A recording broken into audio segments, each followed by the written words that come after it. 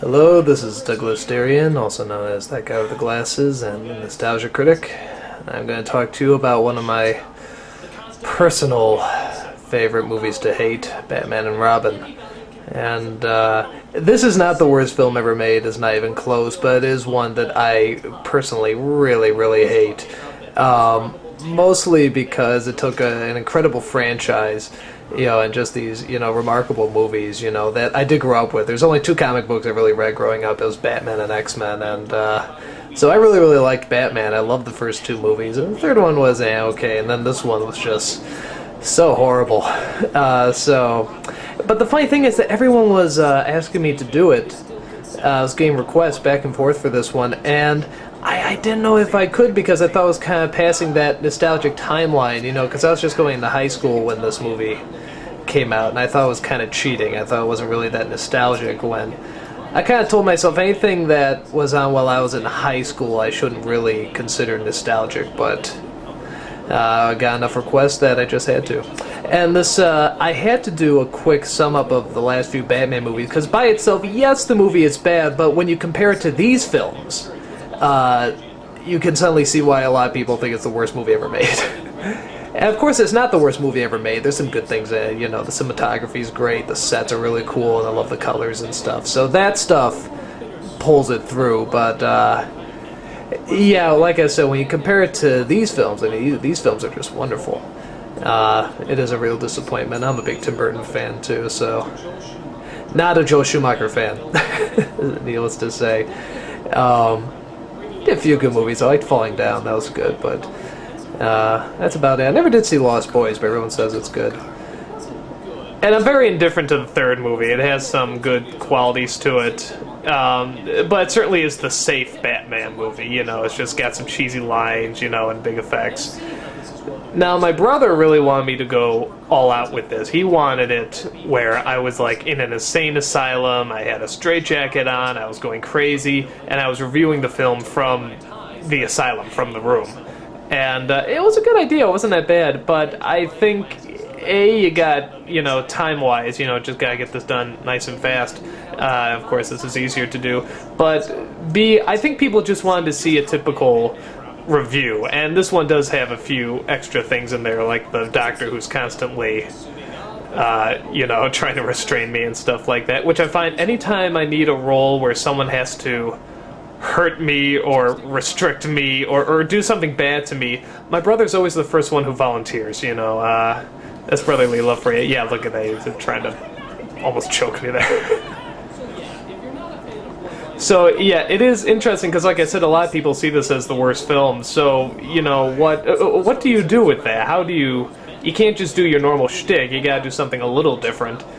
So I came up with this idea that the film would just be so bad I'm constantly trying to escape, and that people are keeping me in there, and not allowing me to get out, and I have to watch the whole thing.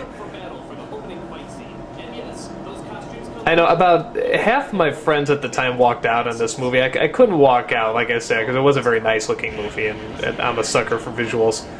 And I should talk about, because everyone always said, all the gay jokes you can make so many gay jokes, because, they're always wearing rubber, and you got Joel Schumacher is also homosexual and everything, but I'm not a big fan of gay jokes. I just kind of summed them up in just one joke, just the ambiguously gay duo joke.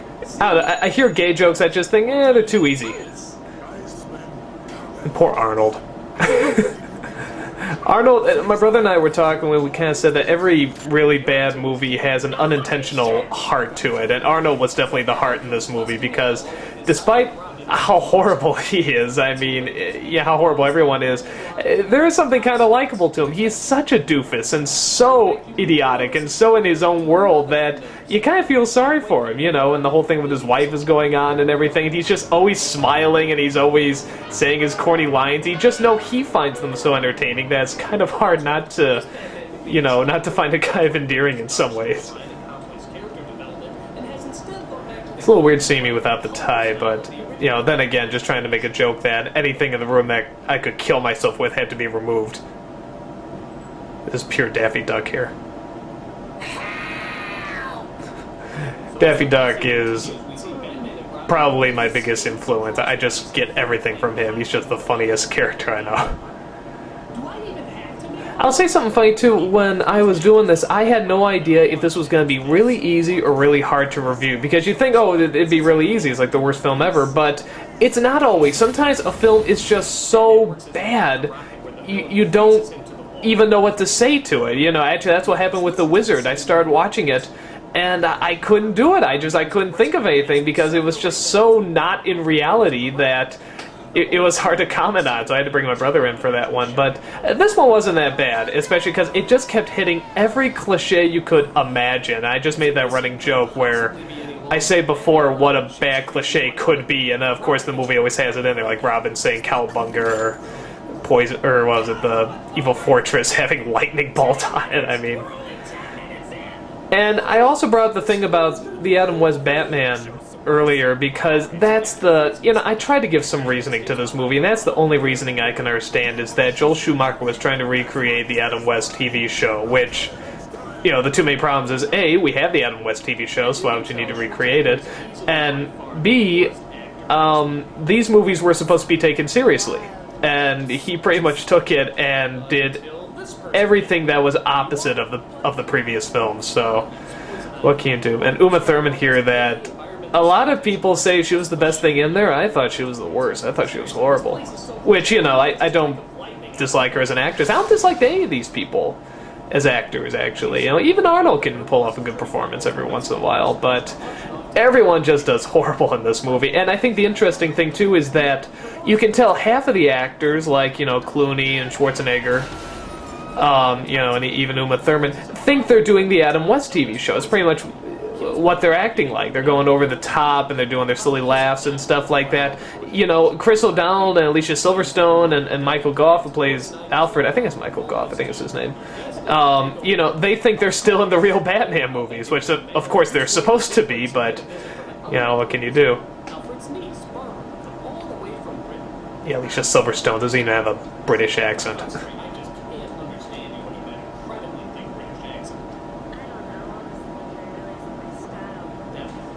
There's actually a lot of stuff that was cut out of here, and unfortunately it got deleted because I couldn't hold the space on my hard drive at the time. I got another hard drive since then, but unfortunately a lot was deleted. And one of them was talking about, I actually did kind of insult every single actor individually. It wasn't just Arnold and Uma.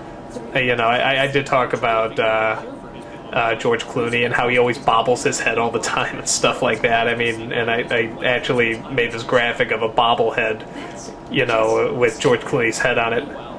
And for me, this is the two scenes here. I mean, when I was watching this movie when I was younger, you know, I was already hating it, but the point where it just totally lost me, I said, okay, this guy has officially killed Batman, was when he makes a public appearance in front of hundreds of people, because I just remember, you know, in the first film that even when they took a photograph of him, you know, he would steal it, he would take it away, he didn't want his identity revealed, and here he is at an auction, a sexist auction on top of that, and that was the second scene, the back credit card. That was the, you know, rest in peace Batman moment, so I made a big deal out of that here. And remember, too, this is a film that is so bad they literally had to restart the franchise. It was dead for maybe, I want to say, 8-9 years or something like that, and how do you recover from it? You know, it's just so hard to recover from a film that bad that they literally had to scrap everything and start over with Batman Begins. I mean, that's unbelievable that a film can actually be that horrible. Even the Superman films, as bad as they got, you know, they made another one recently, and, you know, it's supposed to be a continuation of those movies, but, I mean, they couldn't do it. You can't do it. You can't do another film after Batman and Robin. It's just not possible. I like this, how every single time I come back on, it's always less time to get to the anger, so the second to last time I come on, I don't even say anything, you know, calm. I just come out screaming. I do feel kind of bad I never did reference the, like I said, the cinematography or the colors or the sets, because, I mean, they are very nice in this movie.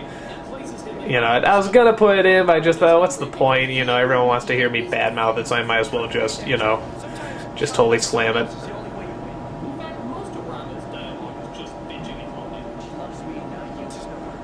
Actors like Chris O'Donnell in here, I really do feel bad for, because you can tell he's trying. He's really trying to give a good performance. And even, you know, by this standard, you know, it's not that bad. I mean, because he's actually putting effort into it. Nobody else is putting effort into it, except for maybe the guy playing Alfred. I'm just gonna call him the guy playing Alfred because because I'm not sure if Michael Goff is his name. It could be, and I could be making an ass of myself, but what do I know? And actually, speaking of Alfred, you know, that's the one, I had another scene I kind of went off on a rant on, where how is it that in a film that has, you know, 2 villains, 3 if you count the Mexican wrestler guy, you know, a sidekick, another sidekick, and Batman, one of the most complex superheroes of all time, how is it you can have all these characters and yet the big dramatic focus in the movie is the butler? I mean, how does that work? How does that come together? And even though I'm making fun of this scene, I have to admit, this was the one scene where, again, it was like the 1 ounce of drama that was actually kind of effective, and here I go, I put my gay joke on top of it. But I guess I didn't do that, Schumacher did that. He did that, the scene immediately after and the scene immediately before, just nothing but, you know, idiotic, silly jokes. Sometimes you can't help but just throw a bad laugh in there. And that's the only reason this movie was PG-13. She had that line about, I'll help you grab your rocks. And I think Freeze has a line about the size of your gun, which of course was really stupid. But, you know, if they didn't have those lines in there, this would just be PG because there's nothing really offensive in it. But, of course, you know, they want adults and, you know, pretty much 13-year-olds to look at it and say, ooh, it's PG-13, there must be something really risque and something I'm not supposed to see, so I have to go see it. And, of course, it's just those 2 lines. You know, that is how Hollywood movies work. You know, they try to aim for a certain rating. Some people try to get under the rating. You know, they try to get R as opposed to NC-17, but a lot of people really try to get it to the PG-13 rating, so they will purposely throw things in like that. They'll throw in lines. And that mask actually is a Bush mask. Those glasses, I think, were my grandfather's. I'm not sure. I think it kind of looks like Milton Berle, but... And that puppet was so obnoxious. It was so hard. I had to do this like 5 times. I had to put that thing on the chair and wheel it over. I know it looks really horribly made and everything, but, you know, it was hard to move that thing around because it kept falling apart. Those sound effects are from Tom and Jerry, which everyone says was a mistake to use. I should have just screamed myself, and they're probably right. I just always love that scream, and you know, Tom and Jerry had great yells and screams in it, but and I just wanted to use it in something, and I used it. Great. Now I'll probably never use it again. Here's a plot for that makes no sense. You know, finds out they're Batman. She's just like, oh, okay, and then Alfred knew she was going to find out and created a suit for her. How do you even get her measurements? I mean, what the hell? In a virtual reality Alfred? I mean, the work is practically done for me. That's why sometimes films like this are so hard, because what can you say to half of this stuff? There's originally a lot longer speech there after I say, well, of course, but again, it just wasn't needed. Sometimes that's all you need. Just a simple, oh, well, of course. Nothing else. For the longest time, too, everyone's career, with the exception of George Clooney, everyone's career went into the crapper after this movie. Everyone, in their own way, recovered. I don't know where Silverstone went. I don't know if she's still around.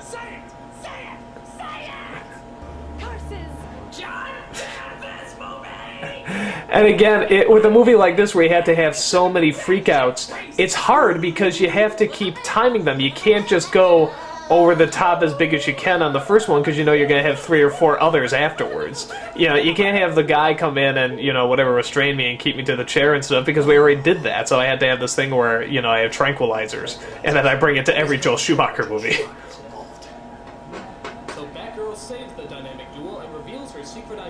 Look at Clooney's head. He just can't keep that still. It just keeps bobbing it back and forth. And again, all these actors. I love George Clooney, you know, and I love Chris O'Donnell. I love Uma Thurman. Yeah, they're all great actors, you know. It's just, in this film, they are horrible. And this scene, when I first heard this scene, I was like, how is anyone supposed to understand this? I know Clooney has apologized for this movie. I heard Schumacher has. I'm not positive about that though. I just heard he has. I hear that he did it on the special edition DVD, but I'm not brave enough to watch it, so I'll just have to take people's word for it. And this was, I remember, the one thing everybody was talking about after this movie was the rubber icicles, and I thought, that's the biggest thing you can talk about? The movie practically raped the franchise, and all you can talk about is the rubber icicles? I just remember everybody brought that up. So I thought I had to bring it up, the rubber icicles at the end. And people have brought up that I made a mistake, that actually Freeze found a certain level of the cure for his wife, but not the entire cure, but that level of the cure that he found could cure Alfred or something like that. I don't know. It was a mistake on my part, and I apologize for it. Yeah, this horrible lesson. Remember in the last film how hard it was for Robin to convince him that, you know, to be a sidekick? And there was like two sentences, and they have another superhero with them. What bullshit. I'm sorry, I really like Batman. I just hate to see it ripped apart like that. Well, I remember too, the cartoon was on at the time, the animated series, and that was actually more serious than the movie, the actual movie, and that was the biggest, you know, low point, I think, when the cartoon was actually better. And my brother wanted me to give credit that this is actually his word that he made up. Actually, it came about when I was looking for a word at the end of the Ninja Turtles review. You know, if the third movie was so bad, I had to think up a word for it. And I needed some help, and eventually I came to Horribifuckus, but Rob just came up with this really, really long one, a super crapafuckerific expiala bullshit. And I said, it's really funny, it's not for this though, I gotta use it for something else. And I couldn't think about how to end this one. I said, how do I end what people say is the worst film of all time? I was like, I gotta do a song and dance, it's gotta be this, this song.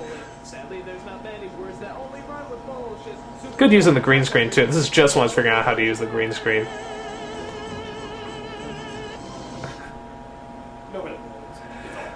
Thank you for listening. Take care.